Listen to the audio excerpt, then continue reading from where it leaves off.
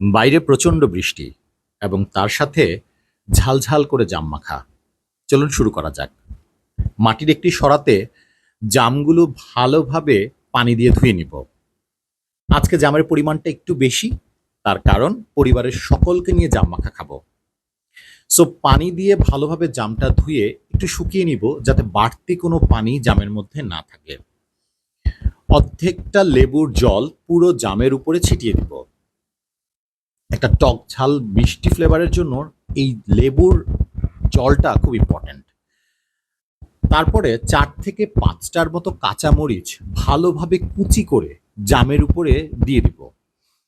ঝালের কম্বিনেশন আনার জন্য কাঁচামরিচের কোনো জুড়ি নেই। তো অবশ্যই জাম মাখায় কাঁচামরিচ এবং ধনিয়া পাতা, এই ২টা এক্সিলেন্ট একটা ফ্লেভার ক্রিয়েট করবে আপনার জাম মাখায়। সো অবশ্যই কাঁচা ধনিয়া পাতা দেওয়ার চেষ্টা করবেন এবং এতে খেতেও বেশ ভালো লাগবে।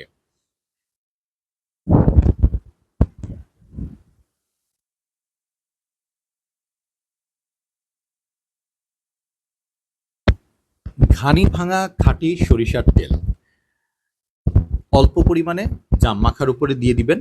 এতে জামের খাওয়ার শেষে, জাম মাখা শেষে যে ঝোলটা থাকে, ঝোলটা খেতে খুব ভালো লাগবে। তার সাথে পরিমাণ মতো লাল মরিচের গুঁড়ো। আমরা যেহেতু একটু ঝালটা পছন্দ করি, সো ঝাল দিয়েই আমরা আসলে আজকে জাম মাখাটা বানাচ্ছি।